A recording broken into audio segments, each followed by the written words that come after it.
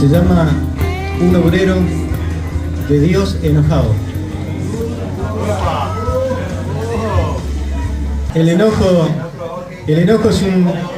de un obrero de Dios hace que pierda la objetividad en el ministerio.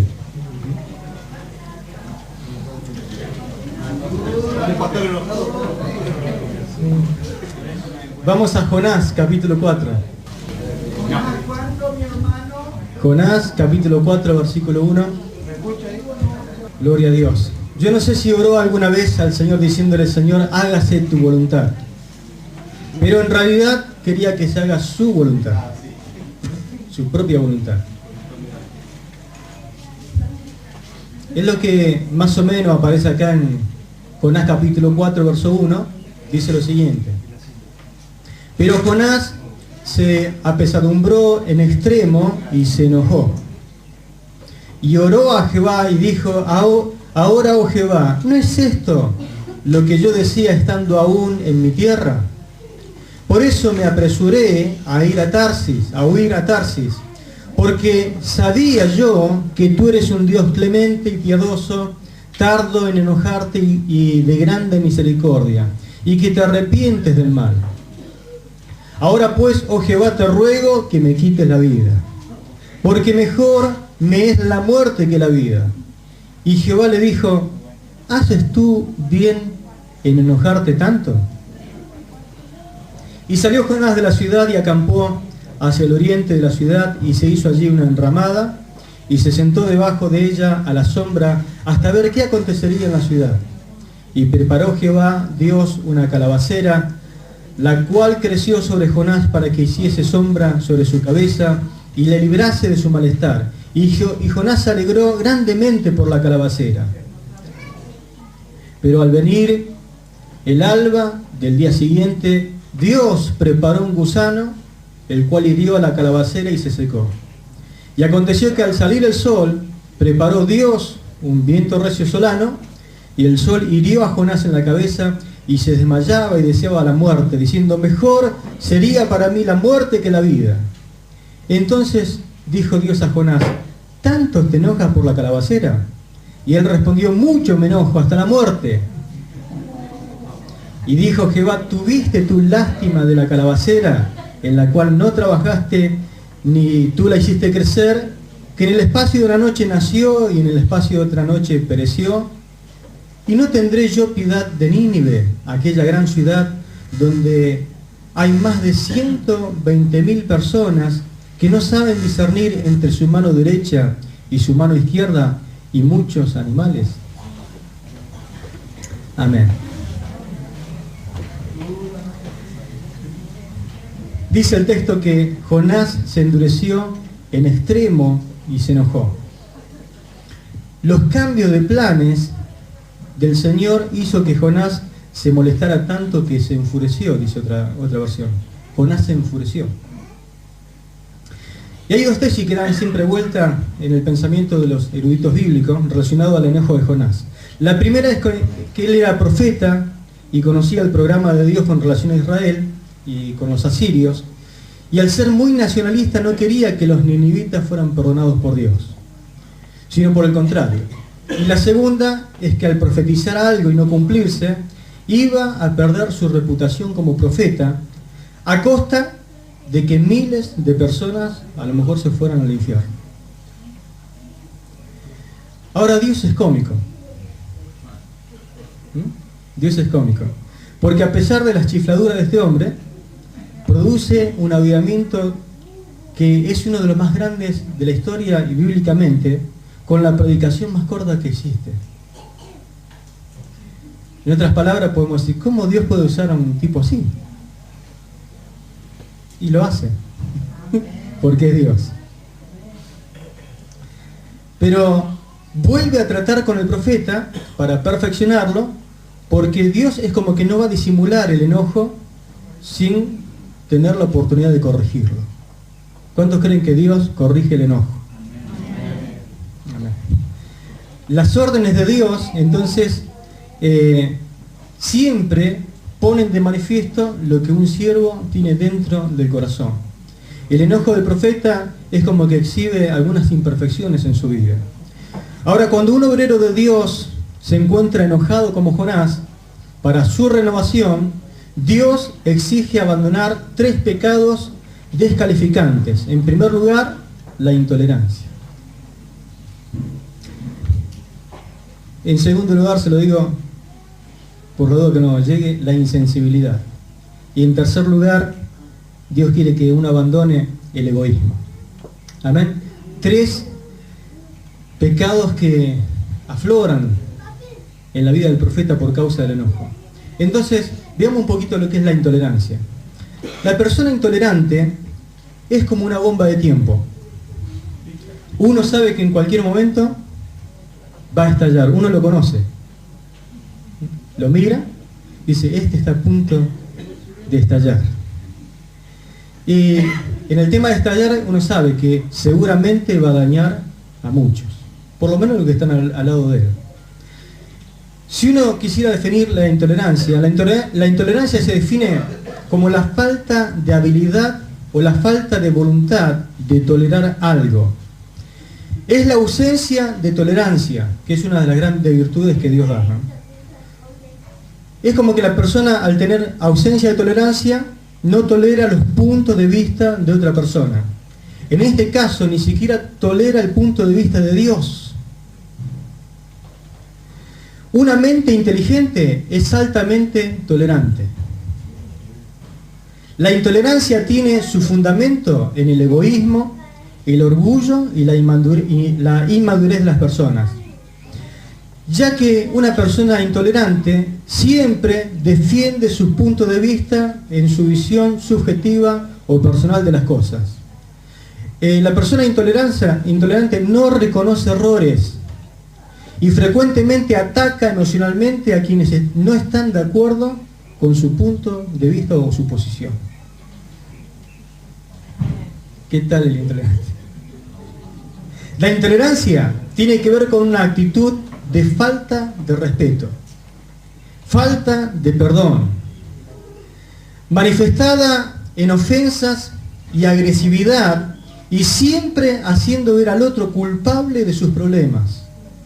Es decir, los problemas que ocurren, la culpa lo tiene el otro, no yo. Estar al lado de una persona así siempre va a desanimar a cualquier persona. Esta persona necesita un tratamiento especial.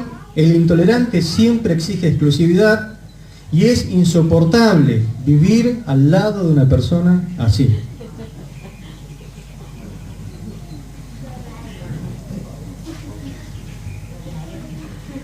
Ahora, en el ámbito del obrero es muy dificultoso trabajar con una persona intolerante. Pero Dios también llama a los intolerantes, ¿no? Lo único que Dios lo va a tratar de una u otra forma. Porque el intolerante siempre está creyendo que la única opinión válida, ¿cuál es? La suya. El intolerante es caprichoso. Es caprichoso. Siempre exhibirá un carácter fastidioso. O se lo tolera casi siempre molesto. Se lo nota, ¿no? Su arma más efectiva es el miedo que imparte a los demás. Lo único que le pone contento por un periodo breve es que se ejecute siempre su voluntad, se haga lo que él quiere. Ahora dice la Biblia que Jonás se enojó, y el culpable del enojo, lo dejó bien claro, era Dios. Era Dios. Porque él no cumplió su deseo, sino que Dios dijo, yo voy a hacer mi voluntad si yo soy Dios. El cambio de plan divino, que en este caso era el arrepentimiento de Nínive, molestó mucho al profeta, dice la Biblia, en extremo se enojó.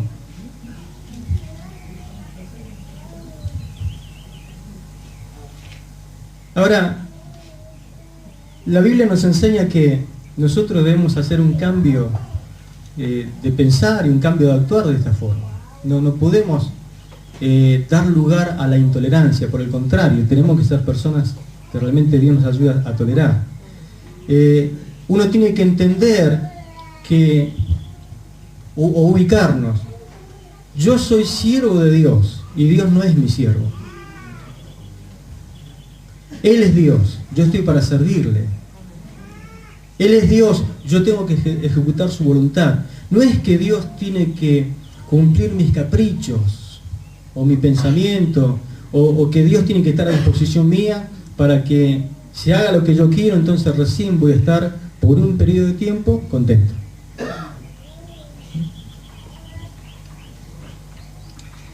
La Biblia nos enseña que nosotros no podemos mostrarnos de esta forma implacable, despiadado, inhumano, inclemente, porque todas estas cosas van a afectar siempre, es decir, vamos a estallar, y todas las almas que nosotros nos costó ganar, el dicho, ¿no? Lo que yo escribo con la mano, lo borro con el codo, es decir, hasta yo mismo voy a ser la persona usada por el enemigo para echar a las personas que tanto costó ganar para Cristo, que a lo mejor yo mismo la gané, pero en ese arranque de intolerancia estallo, porque la persona es así, es como que no tiene el poder de cuidarse.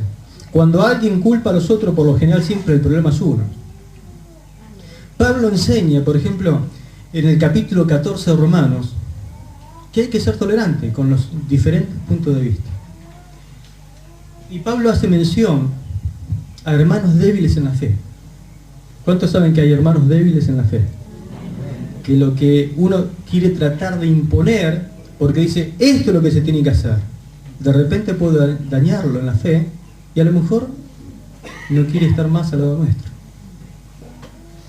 Pero en ese caso, nosotros tenemos que renunciar a nuestro punto de vista, que es un punto de vista, para ceder, y el otro se sienta cómodo, y no quiera dejar el camino al Señor. Amén. Pero a lo largo de la historia, siempre uno se ha visto rodeado de gente intolerante, que porque una cuestión no se hace ya, puso trompitis, se enojó,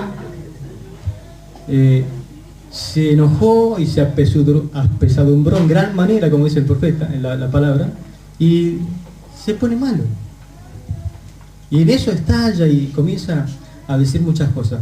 En el Nuevo Testamento encontramos a Juan como vocero de los discípulos, que le dice, Señor, encontramos a uno que estaba echando fuera demonios en tu nombre, pero no está con nosotros. Así que se lo prohibimos.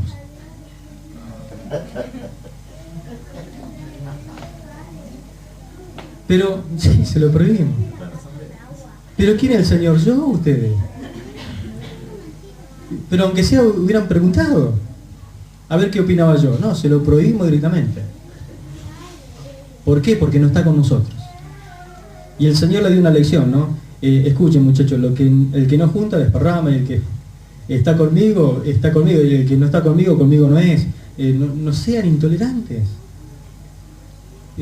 Nosotros a veces como iglesia somos intolerantes y creemos que somos como la vieja propaganda, ¿no? La última Coca-Cola del desierto. Pero no somos la única iglesia del Señor.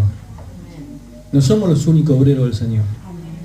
Por más que creemos que somos y tenemos exclusividad en el cielo, a lo mejor pongo una iglesia que diga Asamblea de Dios, ¿no? Pero es una creencia que nosotros tenemos.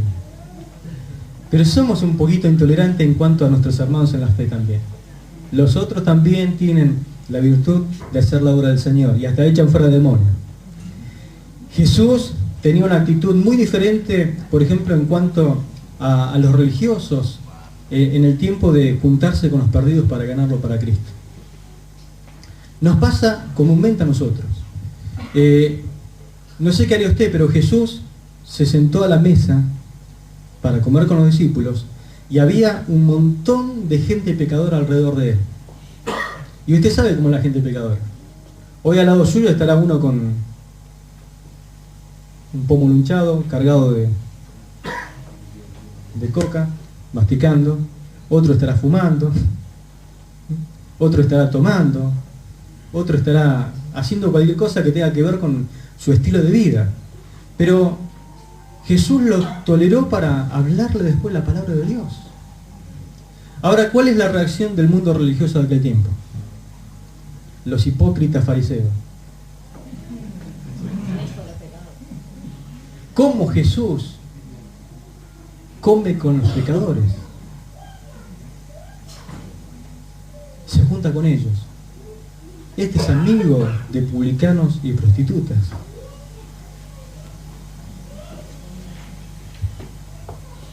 Muy diferente el estilo de vida de Jesús al nuestro.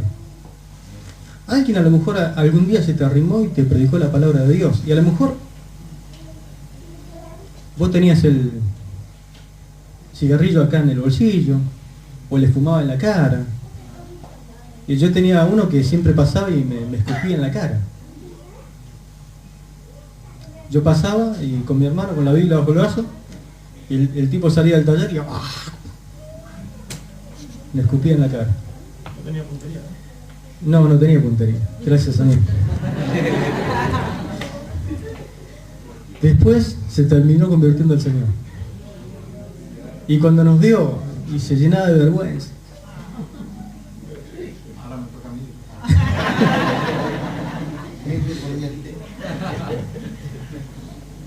Y uno fue tolerante, ¿no? Y lo ganó para el Señor. Pero si uno tiene otra reacción que es inadecuada a lo que es el Evangelio, lo termina perdiendo. Y Dios lo levantó como un siervo de Dios. Y gracias a Dios que se lo llevó también.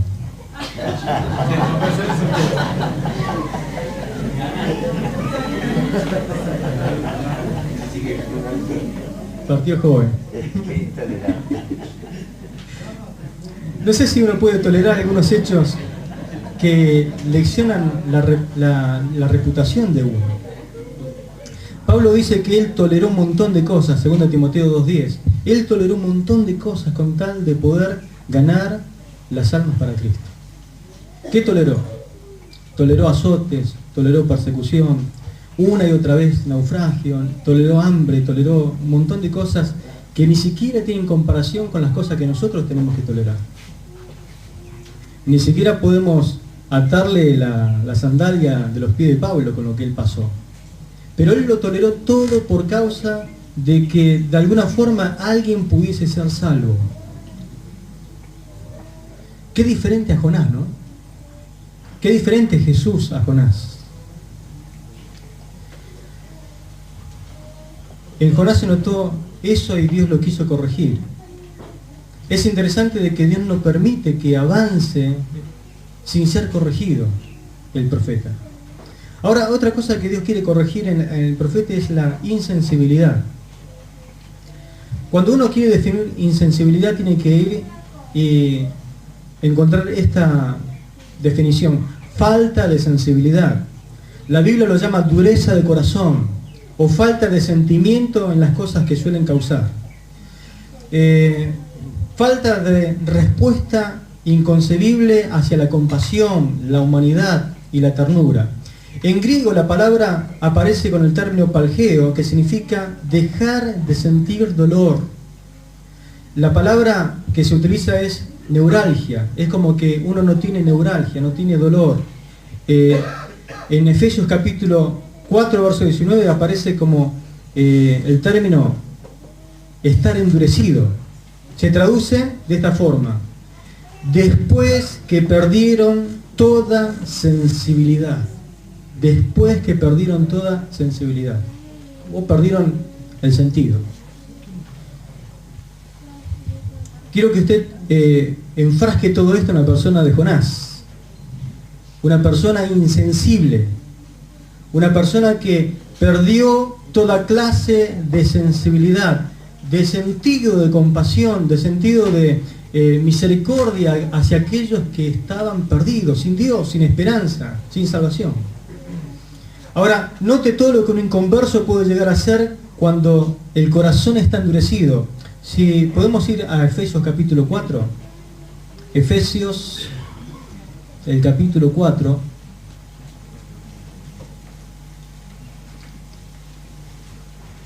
verso 17, dice lo siguiente: esto pues digo y requiero en el Señor, que no andéis como los otros gentiles, que andan en la vanidad de su mente, teniendo el entendimiento entenebrecido, ajenos de la vida de Dios, por la ignorancia que en ellos hay, por la dureza de su corazón, los cuales después que perdieron toda sensibilidad, se entregaron a la lascivia para cometer con avidez toda clase de impureza, mas vosotros no habéis aprendido así a Cristo.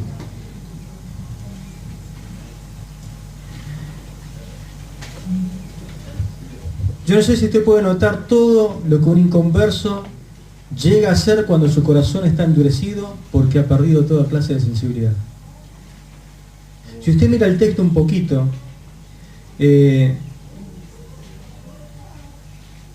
da como temor, ¿no? Da como miedo.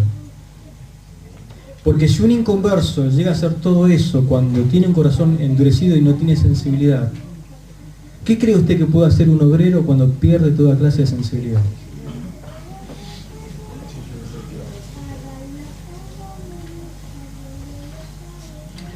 Cuando un obrero pierde la sensibilidad, note cómo hace mención exclusivamente a los pecados sexuales.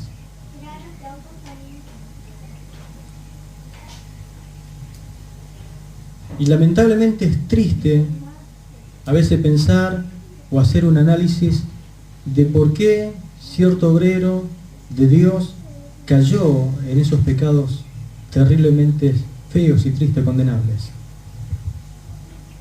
Si lo hablo con mucho temor por quienes fueron o quienes son, pero un obrero que pierde la sensibilidad puede hacer cualquier cosa terrible, porque no tiene sensibilidad.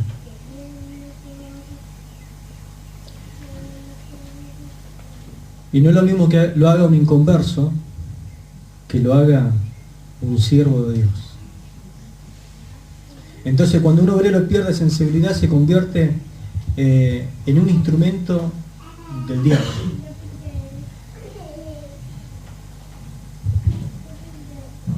Lamentablemente es así. La gente queda traumada, la gente queda choqueada. Lo que puede hacer una persona así, sin sensibilidad, no tiene nombre. Por eso Dios quiere corregir al profeta. Por eso Dios quiere corregir nuestras vidas. Que no le demos lugar a la intolerancia, pero menos a la insensibilidad. Porque somos sus obreros, somos los instrumentos que Dios quiere usar. No que por falta de sensibilidad nos utilice el enemigo. Por eso cuando falta sensibilidad, también otra cosa que sucede es como que uno se convierte en un profesional. Uno puede ir a un médico con un dolor que lo aqueja. El médico te puede atender, te puede escuchar, te examina, después te da una receta. Hasta inclusive a veces que ni te mira la cara. Y usted está esperando que le diga lo que tiene. Y usted le pregunta y dice, el profesional soy yo. Y te escribe la receta y te manda a comprar el remedio. Y lo hace sin siquiera estimarte un poquito. Porque es un profesional. Pero un obrero de Dios no puede ser un profesional en ese sentido. No puede tratar de ganar las almas para Cristo y no amarlas. No amar al pecador. Cuando estas cosas suceden, uno hace las cosas sin sentirla verdaderamente, como en el caso de Jonás. Jonás tiene esta característica: predicó a los perdidos sin amarlos. No amaba a ni uno de ellos. Y Dios produjo un avivamiento impresionante. No tiene comparación el avivamiento que se produjo en Nínive, por un hombre que predicó pero sin amar a los pecadores. ¿No se hace, usted a veces pregunta, ¿por qué Dios utiliza a aquel? Si es un adúltero, es un estafador. Bueno, son las cosas que a veces suceden, ¿no? Que nosotros no tenemos cómo explicarlo. Pero Jonás no amaba ni a un ninivita. Al contrario, quería que se murieran, que Dios lo castigara, que Dios enviara un juicio y los liquidara a todos. No tenía sensibilidad. Por eso Dios trata con él, lo trata de alguna forma que reaccione positivamente. ¿Puede suceder esto en el día de hoy o no? Aparece el Señor y le da un mensaje a la iglesia de Sardis, Apocalipsis capítulo 3, verso 1. Es como que esta iglesia no tenía capacidad de conmoverse.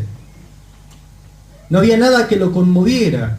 Y así le pasa a un obrero que es insensible. No tiene capacidad de sensibilidad, nada lo puede convencer. ¿Por qué le digo esto? Porque Apocalipsis 3.1 hay una parte que dice: yo conozco tus obras, pero que tienes nombre de que estás vivo, pero estás muerto. Y usted puede agarrar una aguja y clavársela al muerto y no va a gritar. Puede agarrar un cuchillo, cortarle una extremidad, no le va a decir ni nada. Porque no tiene capacidad de sensibilidad. No tiene capacidad de conmoverse. Está muerto. Y un obrero que no tiene sensibilidad, permítame decirlo así, un obrero que no tiene sensibilidad está muerto espiritualmente. Eso le pasaba a Jonás. Por eso Dios no quiere que dé un paso más, no le permite hacer otra cosa. Dice: yo voy a tratar con Jonás. Quiero tratar con él. Es como el caso de la parábola del buen samaritano, donde el Señor explicaba, no solamente quiero hacer mención a esto, lo que él decía, que pasó un sacerdote, después pasó un levita, y se repite esta declaración en la parábola. Viéndolo, pasó de largo. ¿Qué le faltaba? Sensibilidad. No se pudo meter en el pellejo del otro, que significa la palabra compasión, meterse en la piel del otro y hacer algo para ayudarle. Pero así le ocurre al obrero que no tiene sensibilidad. Puede estar al lado tuyo uno, a lo mejor trabaja todos los días con vos, o te lo encontrás todos los días en el mercado, o estás en la escuela con él, viéndole que se va al infierno, viéndole que va camino a la condenación, y no te pasa nada acá adentro. Jonás no amaba al inconverso, Jonás no amaba, era insensible para el ninivita que iba camino al infierno, y a nosotros nos puede pasar lo mismo.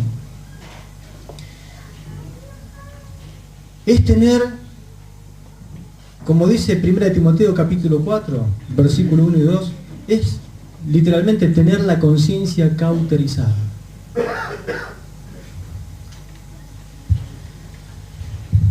El pasaje habla de esa herramienta que se utiliza para marcar al animal, y en esa parte donde se produce con ese hierro que lo quema, se vuelve insensible esa parte.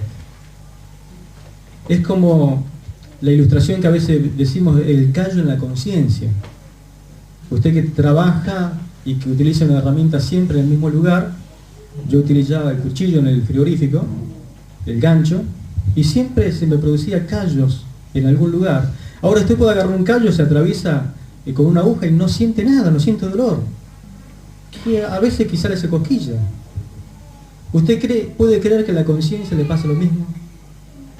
Después de que la palabra te golpea una vez, te golpea otra vez, te golpea siempre del mismo lado, te golpea y te golpea. Y si hoy, si uno escucha la voz de Dios que dice: no endurezcáis vuestro corazón. Porque llega un momento en que Dios te habla pero no te das cuenta, y Dios te dice una vez y no tenés sensibilidad, por tanto desobedecer la palabra de Dios. Nosotros podemos convertirnos en esa clase de obrero que Dios no quiere. Al profeta insensible nunca lo vemos en la ciudad enseñando al pueblo, ayudando a tomar sus decisiones espirituales. Nunca lo vemos, el pasaje no lo muestra. Pero ¿qué hace usted cuando gana un alma para Cristo? ¿Qué hace cuando nace un bebé? Lo cuida, lo abraza, lo besa, le da la leche. porque sabe que si no hace esas cosas, se muere, y en el caso del bebé espiritual, se muere espiritualmente. Pero el profeta nunca lo vemos ayudar al recién convertido. ¿Qué le faltaba? Sensibilidad. Estaba endurecido, como esas personas que a veces dan a luz un hijo no deseado, entonces lo ponen a un lado, dice, yo no lo quiero atender. Lo di a luz, pero no quiero saber nada. Algo le pasa acá adentro. En lugar de hallar un predicador, en el caso de Jonás, regocijándose, ¿cuántos de ustedes ganaron alguna vez un alma para Cristo? No hay mayor gozo en el cielo que cuando un pecador se arrepiente. Pero en la vida de uno hay un gozo, como que uno da luz a una persona para Cristo, y es un gozo indescriptible y glorioso. Pero no lo hallamos a este Jonás regocijándose por el avivamiento espiritual que se estaba produciendo. Él estaba rebelde, estaba furioso contra ese pueblo e inclusive estaba enojado contra Dios. ¿No escuchó alguna vez esta expresión? ¿Cómo Dios va a salvar a mi vecino? Si es un sinvergüenza. ¿Sí? Yo lo escuché. ¿Cómo Dios se atreve a salvar a aquel? O cómo Dios responde la oración de este que recién llega y a mí hace 30 años no me responde.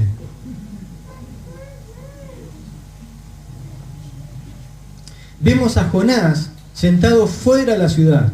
Él no quiso armar un templo dentro de la ciudad, por así decirlo, ¿no? Tratando de hallar un poco de comodidad para él, y en realidad esperando afuera a ver si caía el juicio de Dios sobre la ciudad. Esa era la expectativa de él. A ver, miraba el reloj, ¿en cuánto cae el juicio de Dios sobre Nínive? No esperaba una respuesta como la que sucedió. Y aquí tenemos lo asombroso, ¿no es cierto? Dios despierta el arrepentimiento bajo la predicación de un hombre que ni siquiera amaba las almas que predicaba. Y la clave del libro de Jonás es la compasión y el amor que Dios tiene por las almas perdidas. No podemos entender ese libro si no ponemos esto como punto de partida. Dios ama las almas perdidas y las quiere salvar. Amén. Jonás se amaba a sí mismo. Era como que él se autocompadecía de sí mismo, inclusive sentía lástima por él y se cobijaba debajo de una planta que creció, que luego murió. Tuvo compasión por esa planta, pero nunca tuvo compasión por la ciudad de Nínive. 120.000 personas, que si uno toma como referencia cómo se cuenta en la Biblia, casi siempre se contaban los hombres. De ahí que más o menos algunos dicen que era más o menos 500.000 de personas que Dios quería salvar. Ahora, ¿es posible servir al Señor y sin embargo no amar a las personas?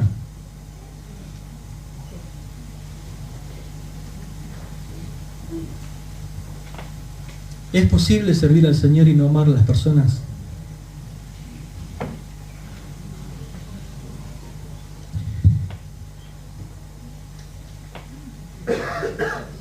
Dios quería cambiar a este profeta, como también te quiere cambiar a ti, me quiere cambiar a mí. Y trató con él. Él tenía algunos problemas serios, pero no dejó de ser el siervo de él. Yo veo, por ejemplo, el capítulo 1, Dios, porque él huye, aparece Dios y levanta un viento, levanta una tormenta, levanta una tempestad. El capítulo 2 lo vemos a Dios preparando un gran pez. Porque él dijo, acá la solución es si me matan a mí, así que se tiró. Cuando cae, un pez grandote esperándolo. De Dios no nos podemos escapar nunca. Y no va a parar hasta que nosotros aprendamos la lección que nos quiere enseñar. Capítulo 4 lo vemos a Dios preparando una enredadera, un gusano, un viento. Pero lo que me llama la atención es que Dios no podía entrar dentro del corazón de Jonás y darlo vuelta. Porque esa parte nos corresponde a nosotros. Dios puede preparar todas circunstancias. Es más, hay un montón de pruebas en tu vida que Dios las fue preparando. Y permitió esto, permitió aquello, permitió un viento solano, permitió un gusano, fue preparando un montón de cosas porque Dios quiere perfeccionarte. Quiere perfeccionarte. el que comenzó en vosotros la buena obra, la perfeccionará hasta el fin, hasta el día de Jesucristo. Y Él va tratando con tu vida. Así que no le atribuyamos todo al enemigo o al diablo, porque acá en el pasaje era todo Dios, que fue preparando una cosa, la otra y la otra. ¿No será que Dios quiere cambiarnos? Y nosotros nos excusamos diciendo es el diablo, y resulta que es Dios, que quiere moldearte, que quiere darte la forma que Él quiere, que quiere sacarte la intolerancia, que quiere sacarte la insensibilidad, porque no le vas a poder ser muy útil al Señor de esa forma. Dios no pudo entrar dentro del corazón del profeta para convertirlo. Él tenía que tomar la decisión de cambiar y ser diferente. Y Dios, en efecto, perdonó la ciudad de Nínive y duró 1 siglo y medio más, con vida, por el arrepentimiento. Dios es grande en perdonar. ¿Será que Dios pudo haberlo perdonado al profeta si se arrepentía? ¿Se arrepintió o no se arrepintió el profeta? ¿Cambió o no cambió el profeta? ¿Sabe que es uno de 2 libros que termina con una pregunta? Pero no dice nada de si el profeta cambió o no. ¿Qué va a pasar con nuestra vida? ¿Cambiaremos o no cambiaremos? ¿Tomaremos la decisión de decirle, Señor, basta de mi indiferencia, basta de mi intolerancia, así no puedo seguir? ¿O nuestra vida después de este encuentro seguirá con un signo de pregunta? Por último, Dios trata con el egoísmo. Hay en la historia un tal Nicolás Copérnico.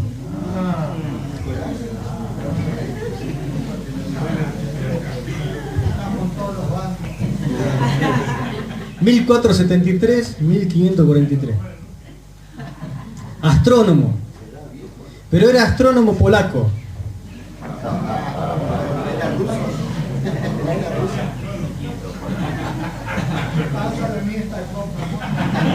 Conocido por su teoría, según la cual el Sol se encontraba en el centro del universo y la Tierra giraba una vez al día sobre su eje, completando cada año una vuelta alrededor de él. ¿Conocen eso? Este sistema recibió el nombre de heliocéntrico o centrado en el Sol. Pero antes de esto, se creía que la Tierra era el centro del universo y que todo giraba alrededor de ella. Y aunque se descubrió esta verdad hace mucho tiempo atrás, algunos creen que ellos son el centro del universo y que todo tiene que girar alrededor de él. Eso es el egoísmo.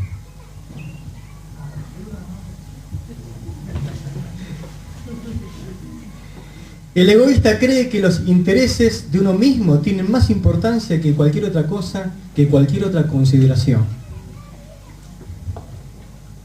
Lo que él piensa, lo que él opina, es lo único que vale. Ahora, se puede salir del egoísmo. 1 Corintios capítulo 13, verso 5, dice que el verdadero amor no busca lo suyo. Y Jonás era egoísta. Para Jonás lo único que valía era lo que él pensaba. Para Jonás lo único que valía era que si él pudiese estar en un lugar retirado y ver, y si por alguna forma tenía un poquito de sombra para él. Se hizo una enramada, Dios le permitió que creciera una enramada, fue como que Dios le hizo un favorcito. ¿Y qué hizo el profeta? Contento el profeta. Por fin Dios se acuerda de mí. El ungido de Dios, el profeta de Dios. Ahora sí estoy contento. Porque anteriormente, cuando Dios le hizo entender que el juicio no iba a caer, y se enojó, Dios le dice, pero tanto te enojas. Te enojas por algo bueno, por algo que yo me complazco en tener misericordia. Y sí, mucho me enojo, le dice el profeta. Ahora, al furor, al enojo, a la ira, nosotros no podemos apagar el fuego con un asta.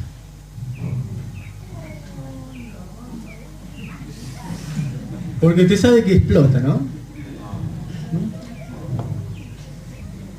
Usted no puede venir cuando viene alguien furioso, alguien enojado, cuando abre la puerta, decirle, ¿qué comiste, orejita de león? Y ahí se enfurece el otro tipo, ¿no?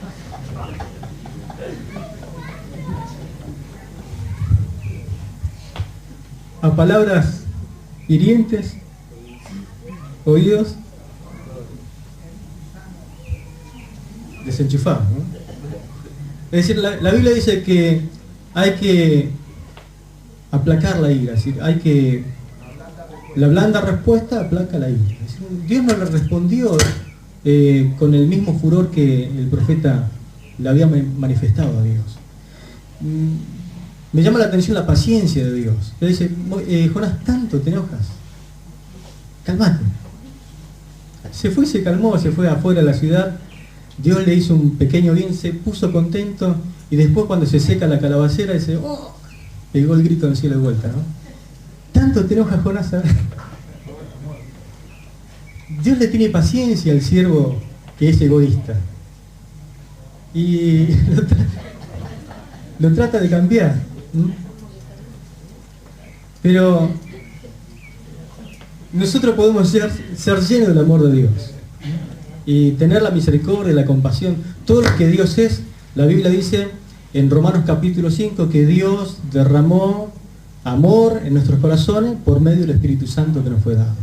Amén. Lo único que hay que hacer es darle lugar al amor de Dios, para que el amor de Dios nos transforme y vaya matando el egoísmo de a poco. Dice la palabra, no busca lo suyo.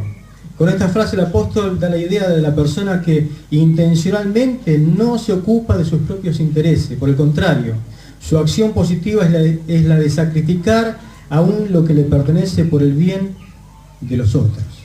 Amén. Pero yo creo que hoy podemos decirle, Señor, yo necesito que tú trate con mi vida y quiero renunciar a este estilo de vida.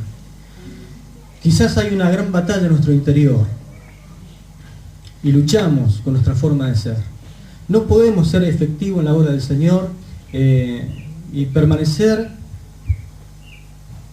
valga la palabra, tolerando estas cosas nosotros, abrigándolas. Este es el momento de decirle, Señor, cámbiame, transfórmame.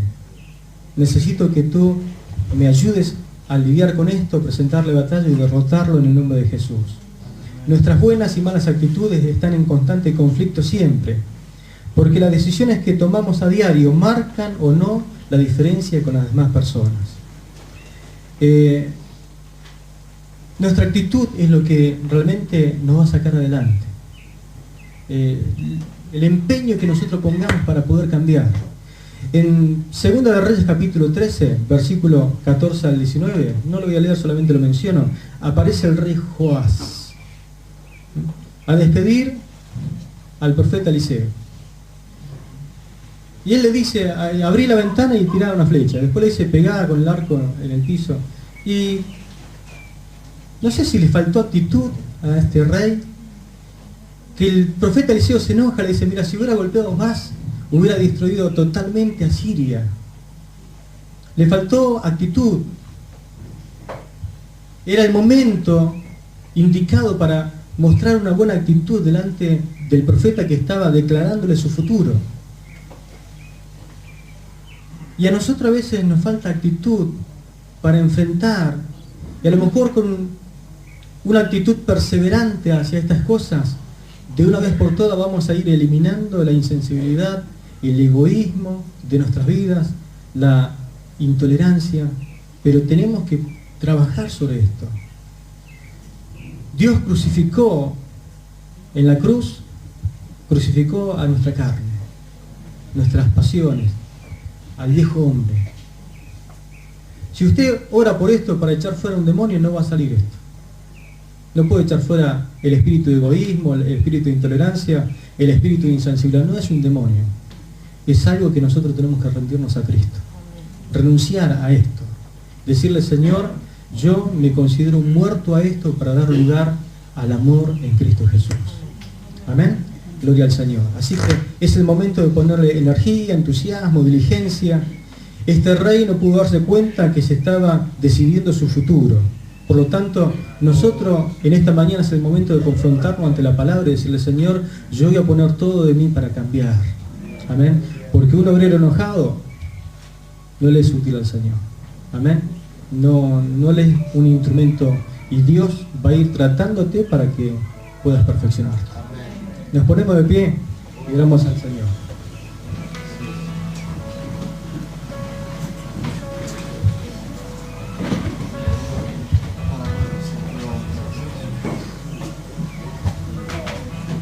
Yo no sé si usted puede darse cuenta de lo que Dios quiere hacer en su vida, pero Dios quiere darte victoria sobre la intolerancia. Y Dios no va a pasar por alto esto. Se empecinó con Jonás para hacerle entender su error y después dejó librado a su decisión. ¿Qué iba a hacer con esto? Dios quiere eliminar de tu vida totalmente el egoísmo. Dios quiere eliminar totalmente de tu vida la insensibilidad. No podemos ser obreros de Dios y permanecer abrigando todas estas cosas como si fueran buenos. Él es Dios, no nosotros. Solamente estamos para ejecutar su voluntad. No, Dios no está para hacer nuestros caprichos. Por eso esta es una mañana para decirle, Señor, necesito cambiar, necesito entender esto, necesito que tú trates con mi vida. Padre, nos acercamos a tu presencia. El que comenzó la buena obra la va a perfeccionar, declara tu palabra. Y estamos para decirte en esta mañana, Señor, que nos damos cuenta de que hay cosas que debemos cambiar y que tú no la vas a pasar por alto, Señor. No importa la edad que tengamos, no importa la cantidad de servicio ministerial que tengamos, no importa, Señor, quién nos considere que somos. Solamente somos tus siervos, tus hijos, y de alguna forma, Señor, tú nos vas a hacer entender el error en el cual nosotros nos encontramos. Y queremos decirte, Señor, verdaderamente que queremos cambiar, queremos ser diferentes, Señor. Arranca de nosotros, Señor, todas estas cosas, Señor, que traen solamente dolor, que traen daño, Señor, que lo único que hacemos, Señor, es dañar a nuestro entorno, Señor. Cámbianos, transfórmanos, Señor. Te necesitamos. Adoración es mi corazón rendido a tus pies.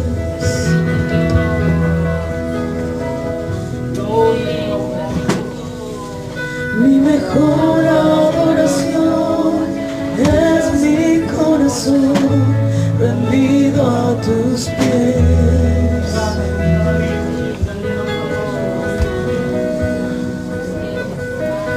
Mi mejor adoración es mi corazón rendido a tus pies.